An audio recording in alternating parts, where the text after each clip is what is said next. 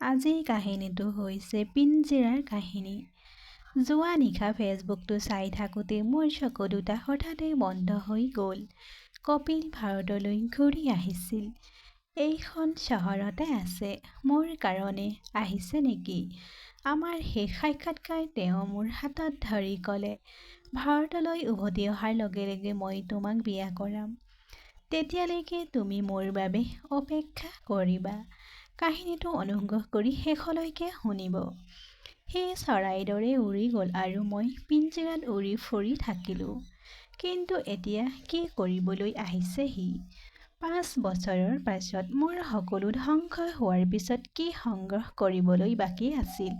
সি এতিয়াও বিয়া কৰা নাই। সি কেৱল মোৰ বাবে ৰৈ আছে নেকি?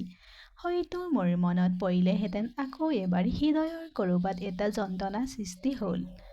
৫ বছৰৰ প্ৰেমৰ সংগীক এক মুহূৰ্ততে পাহৰি যোৱাটো ইমান সহজ আছিল নেকি? কলেজত কেতিয়াবা ক্লাছৰ বাহিৰত ঘণ্টাৰ পিছত ঘণ্টা থিয় হৈ হাতত চকলেট এটা লৈ মোৰ বাবে অপেক্ষা কৰিছিল। আৰু কেতিয়াবা শ্বাৰ্টত গোলাপ ফুল এপাহ লুকুৱাই বাছ ষ্টেণ্ডত মোৰ বাবে অপেক্ষা কৰিছিল। উন্মাদনাৰ সীমাৰেখাৰে আবৃত তেওঁৰ উন্মাদনা, জীৱন-যাপনৰ নিৰ্বিকাৰ শৈলী, সকলোৰে মোক অনুভৱ কৰাইছিল যে তেওঁৰ প্ৰেমত যাদু আছে। দুয়োজনে কিমান প্ৰতিশ্ৰুতি লৈছিলোঁ যে আমি জীৱনৰ প্ৰতিটো মুহূৰ্তত এনেকৈয়ে হাতত ধৰি কটাম। নাজানো কিমান স্মৃতি আছিল যিবোৰে মোক কেতিয়াও এৰি যাব নিবিচাৰিছিল। উফ, মনত পৰিলে পাগল হৈ যোৱা যেন লাগে। কমলৰ পত্নী হোৱাৰ পিছতো মই কিয় এতিয়ালৈকে আন কাৰোবাৰ প্ৰতি থকা অনুভৱবোৰ মোৰ হৃদয়ত পুতি থবলৈ দিয়া নাই? এতিয়া মোৰ নিজৰ চিন্তাত বিচলিত হ'বলৈ আৰম্ভ কৰিছিল। গোটেই ৰাতিটো পুৰণি স্মৃতিৰ সিঁচৰিত হৈ থকা মনৰ কথাখিনি সংগ্ৰহ কৰি মোৰ নিজেই চকুৰ পৰা চকুলো ওলাই থাকিল।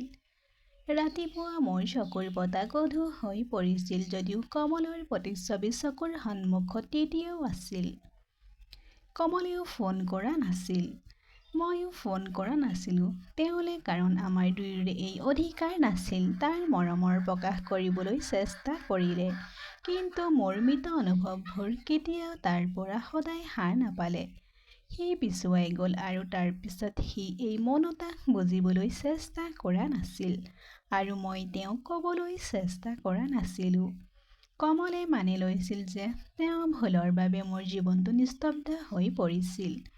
বুজাবুজিৰ বান্ধোনবোৰ মই কেতিয়াও বুজি পোৱা নাছিলোঁ আৰু কমলৰ ওচৰতো অভিযোগ কৰা নাছিলোঁ।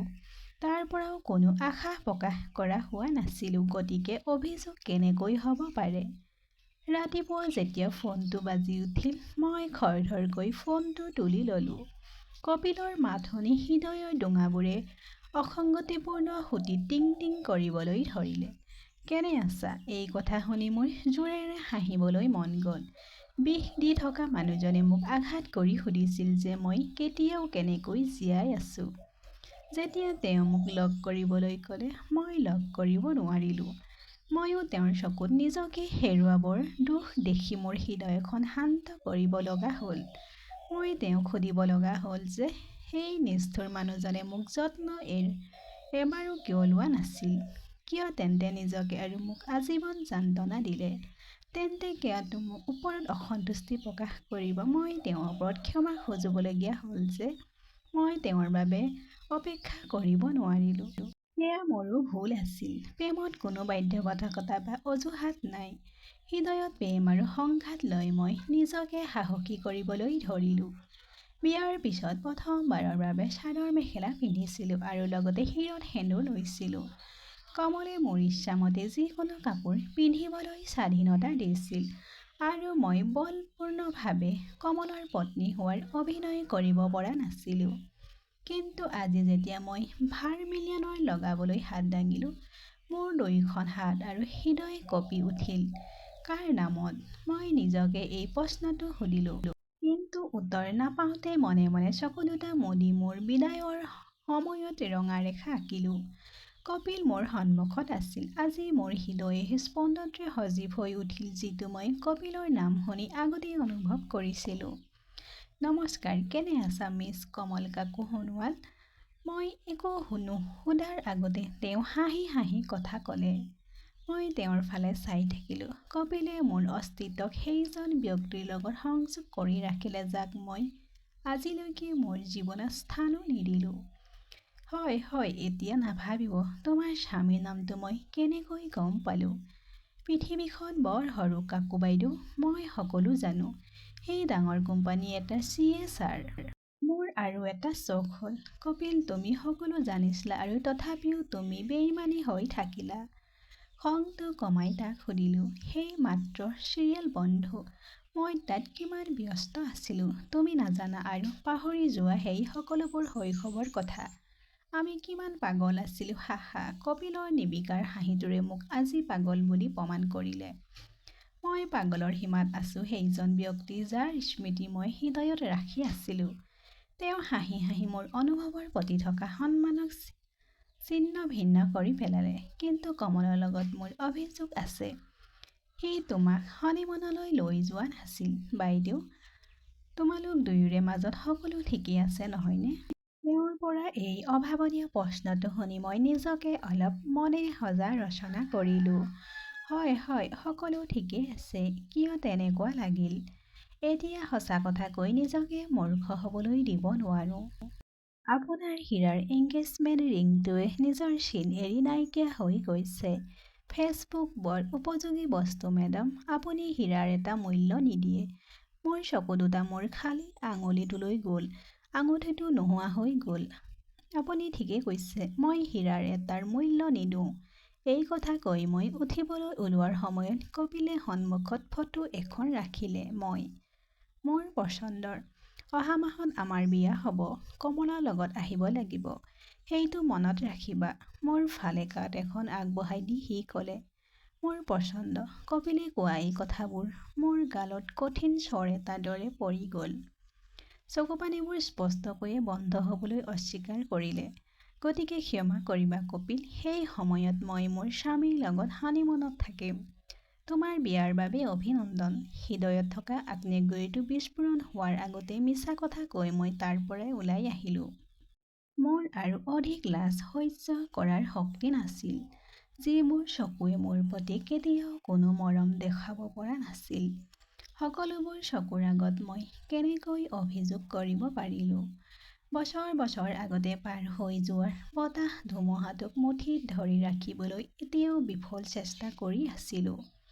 মোৰ তিতা আঁঠুৱাখনে মোৰ বিশ্বাসী হৈ আছিল।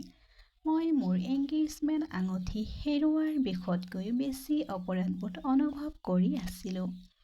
প্ৰথমবাৰৰ বাবে ভাবিলোঁ, কমলে কি ভাবিব? দুদিন পিছত অফিচ ভ্ৰমণৰ পৰা উভতি আহিল কমল। তেওঁ মুখামুখি হ'বলৈ মোৰ সাহস নহ'ল। মোক দেখাৰ লগে লগে সি থতমত খালে। আপোনাৰ কি হ'ল কাকু? একো হোৱা নাই, মই ভালেই আছোঁ। পাকঘৰৰ ফালে আগবাঢ়ি যোৱাৰ লগে লগে মই অসাৱধানতাৰে উত্তৰ দিলোঁ, অ', তোমাৰ বৰ বেছি জ্বৰ হৈছে। মোৰ কপালত হাত থৈ সি ক'লে, আপুনি কিমান দিনৰ পৰা বেমাৰত আছে? আমাৰ সম্পৰ্কটো ইমানখিনি কথা কোৱাৰ যোগ্য আছে মোক সমৰ্থন কৰি বিচনাত বহিবলৈ দিওঁতে তেওঁ অতি গুৰুত্ব সুৰত ক'লে, এইবাৰ কমলে মোৰ অতি দুৰ্বল মনটো বিচাৰি পাইছিল য'ত মই বহুত কষ্ট অনুভৱ কৰি আছিলোঁ। মই ইমান চিন্তাৰ যোগ্য নাছিলোঁ। মোৰ হৃদয়ত ধুমুহা এটা আহিল। কিন্তু মই তেওঁক কি ক'ম? আমাৰ এংগেজমেণ্টৰ আঙুঠি হেৰুৱালোঁ। এই খং প্ৰকাশ কৰিবলৈ মই ভঙা শব্দ ব্যৱহাৰ কৰিলোঁ আৰু খংটো অলপ বেছি হৈ গ'ল। আঙুঠিৰ অজুহাতত মোৰ প্ৰকৃত কষ্টটো অলপ পাতল কৰাৰ সুযোগ পালোঁ। আপোনাৰ বিয়াৰ বাবে অভিনন্দন। মিষ্টাৰ কমল হৃদয়ৰ আগ্নেয়গিৰিটো বিস্ফোৰণ হোৱাৰ আগতে মিছা কথা কৈ মই তাৰ পৰাই গুচি আহিলোঁ। মোৰ আৰু অধিক লাজ সহ্য কৰাৰ শক্তি নাছিল। যিবোৰ চকুৱে মোৰ প্ৰতি কেতিয়াও কোনো মৰমৰ দেখাব পৰা নাছিল, সেইবোৰ চকুৰ আগত মই কেনেকৈ অভিযোগ কৰিব পাৰিলোঁহেঁতেন? বছৰ বছৰ পাৰ হৈ যোৱাৰ বতাহৰ ধুমুহাটোক মুঠিত ধৰি ৰাখিবলৈ এতিয়াও বিফলৰ চেষ্টা কৰি আছিলোঁ। এতিয়াও মোৰ তিতা বিছনা চাদৰখনে মোৰ বিষৰ সাক্ষী হৈ আছিল। মই মোৰ এংগেজমেণ্ট আঙুঠিটো মোৰ ভুলৰ বাবে হেৰুওৱাৰ বিষয়টো বেছি অপৰাধবোধক অনুভৱ কৰি আছিলোঁ। আকৌ প্ৰথমবাৰৰ বাবে ভাবিলোঁ, কমলে গম পালে কি ভাবিব সি? তেওঁ আকৌ 2 দিন পিছত অফিচ ভ্ৰমণৰ পৰা উভতি আহিল। কমল তেওঁৰ মুখামুখি হ'বলৈ মোৰ সাহস হোৱা নাছিল। মোক দেখাৰ লগে লগে তেওঁ থতমত খালে।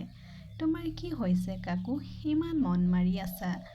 একো নাই, মই ভালে আছোঁ। পাকঘৰৰ ফালে আগবাঢ়ি যোৱাৰ লগে লগে মই অসাৱধানতে উত্তৰ দিলোঁ, অ' তোমাৰ বৰ বেছি, আকৌ গা বেয়া হৈছে নেকি? মোৰ মুখলৈ চাই তেওঁ ক'লে, তুমি কিমান দিনৰ পৰা এই বেমাৰত ভুগি আছা? আমাৰ সম্পৰ্কটো ইমানখিনি হোৱাৰ যোগ্য বুলি মই ভাবিলোঁ। মোক সমৰ্থন কৰি চকীত বহিবলৈ দিওঁতে তেওঁ অতি গুৰুত্ব সুৰত ক'বলৈ ধৰিলে, এইবাৰ কমলে মোৰ অতি দুৰ্বল শৰীৰটো বিচাৰি পাইছিল য'ত মই বহুত কষ্ট অনুভৱ কৰি আছিলোঁ। মই ইমান চিন্তাৰ যোগ্য নাছিলোঁ। কপিলৰ ভালপোৱা মোৰ হৃদয়ত ধুমুহা এটা আহিল। কিন্তু মই তেওঁক কি বুলি ক'ম? উফ, মোৰ ভাবিলেই পাগল হৈ যাওঁ। আমাৰ এংগেজমেণ্ট আঙুঠি হেৰুৱালোঁ এই কথাটো ক'লে আছে কমলক। এই কথা ক'বলৈ মই খং প্ৰকাশ কৰিবলৈ মই সৰু সৰু শব্দ ব্যৱহাৰ কৰিলোঁ আৰু খংটো অলপ দূৰত গ'ল। আঙুঠিৰ অজুহাতত মোৰ প্ৰকৃত কষ্টটো ক'বলৈ কমলক অলপ বেমাৰ হোৱাৰ বুলি সুযোগ পালোঁ। কপিলক কোৱা কথাবোৰ মোৰ বাৰে বাৰে মনলৈ আহিছিল। আপোনাৰ বিয়াৰ বাবে অভিনন্দন। হৃদয়ৰ আগ্নেয়গিৰি বিস্ফোৰণ হোৱাৰ আগতে মিছা কথা কৈ মই তাৰ পৰাই গুচি আহিলোঁ। মোৰ আৰু অধিক লাজ সহ্য কৰাৰ শক্তি নাছিল। যিবোৰ চকুৱে মোৰ প্ৰতি কেতিয়াও কোনো মৰমৰ দেখুওৱাৰ পৰা নাছিল, সেইবোৰ চকুৰ আগত মই কেনেকৈ অভিযোগ কৰিব পাৰিলোঁ? বছৰ বছৰ আগতে পাৰ হৈ যোৱা বতাহ ধুমুহাটোক মুঠিত ধৰি ৰাখিবলৈ এতিয়াও বিফল চেষ্টা কৰি আছিলোঁ। মই তিতা ধোঁৱাখন ধোওঁতে আঙুঠিটো হেৰালে। বিচাৰি নাপালোঁ। এইটো মোৰ বিষৰ সাক্ষী হৈ আছিল। মই মোৰ এংগেজমেণ্ট আঙুঠি হেৰুওৱাৰ বিষয়তকৈ বেছি অপৰাধবোধ অনুভৱ কৰি আছিলোঁ। মই প্ৰথমবাৰৰ বাবে ভাবিলোঁ, কপিল অহা কথাটো কমলে কি ভাবিব? 2 দিন পিছত অফিচ ছুটীৰ পৰা উভতি আহিল কমল। তেওঁৰ মুখামুখি হ'বলৈ মোৰ সাহস নহ'ল। মোক দেখাৰ লগে লগে সি থতমত খালে। আপোনাৰ কি হ'ল কাকু? একো নাই, মই ভালে আছোঁ। পাকঘৰৰ ফালে আগবাঢ়ি যোৱাৰ লগে লগে অসাৱধানতাৰে উত্তৰ দিলোঁ, অ' তোমাৰ বৰ বেছি জ্বৰ হৈছে। মোৰ মুখখনলৈ চাই সি ক'লে, আপুনি কিমান দিনৰ পৰা বেমাৰত আছে? আমাৰ সম্পৰ্কটো ইমানখিনি হোৱাৰ যোগ্য আছিল কাৰণ তেওঁ মোৰ স্বামী আছিল। তেওঁ মোক বহুত মৰম কৰিছিল। মোক সমৰ্থন কৰি বাহিৰ ৰুমৰ বিচনাত বহিবলৈ দিওঁতে তেওঁ অতি গুৰুত্ব সুৰত ক'লে, এইবাৰ কমলে মোৰ অতি দুৰ্বল মনটো বিচাৰি পাইছিল য'ত মই বহুত কষ্ট অনুভৱ কৰি আছিলোঁ। মই ইমান চিন্তাৰ যোগ্য নাছিলোঁ যে মোৰ হৃদয়ত ধুমুহা এটা আহিল। কিন্তু মই তেওঁক কি ক'ম? আমাৰ এংগেজমেণ্ট আঙুঠি হেৰুৱালোঁ। এই খং প্ৰকাশ কৰিবলৈ ভঙা শব্দ ব্যৱহাৰ কৰিলোঁ আৰু খংটো কমি কৰি সকলো কথা কমলক ক'লোঁ। আঙুঠিৰ অজুহাতত মোৰ প্ৰকৃত কষ্টটো লাঘৱ কৰাৰ সুযোগ পালোঁ। মোৰ কথা আপুনি উন্মাদন হৈ গ'লনে? কিছু শান্তি হোৱাৰ কাৰণ মই তেওঁক ইমান দিনে তেওঁৰ দোষ নোহোৱাকৈ দমনত ৰাখিলোঁ। মই আটাইতকৈ কঠোৰ শাস্তিৰ যোগ্য আছিলোঁ। এইটো ইমান ডাঙৰ কথা আছিল নেকি যে এই বিষয়ে ভাবিলেই আপুনি অসুস্থ হৈ পৰিল? তোমাৰ স্বাস্থ্য মোৰ বাবে এই হীৰাবোৰতকৈ লাখ গুণ মূল্যৱান। মোৰ তোমাৰ বাবে এই ঘৰটো আছে। মই ইয়াৰ বাবে লাখ লাখ হীৰাৰ বলিদান দিম আৰু তুমি কেৱল এটা আঙুঠিৰ বাবে কান্দি অসুস্থ হৈ পৰিলা। এইবাৰ আকৌ কমলে মোক ৰেহাই দিলে। তেওঁৰ আগত মই শাস্তিৰ বাবে ভিক্ষা খুজিছিল। যদিও সন্মানজনকভাৱে দোষমুক্ত হৈ তেওঁ আকৌ এবাৰ অপমানিত হ'ল। আপুনি যদি কয় মই তোমাক কেইদিনমানৰ বাবে ক'ৰবাত ফুৰাবলৈ লৈ যাব পাৰোঁ। এই বেচেৰাটোৱে মই কিয় কান্দিছোঁ তাকো গম পোৱা নাছিল। কমলৰ নিৰ্দোষিতা দেখি মোৰ নিজৰ প্ৰতি বিতৃষ্ণা অনুভৱ হ'বলৈ ধৰিলে। আজি মোৰ চকুত তাৰ প্ৰতি মৰমৰ উচ্চতা আকৌ বাঢ়ি গ'ল। প্ৰথমবাৰৰ বাবে মই কমলৰ মনটো ঘনিষ্ঠভাৱে অনুভৱ কৰিলোঁ। কপিলে ঠিকেই কৈছিল। মই সঁচাকৈয়ে হীৰাটোৰ মূল্য নাছিলোঁ। কপিলে মোক অজ্ঞাতে হীৰাটোৰ মূল্য পৰীক্ষা কৰাত সহায় কৰিছিল।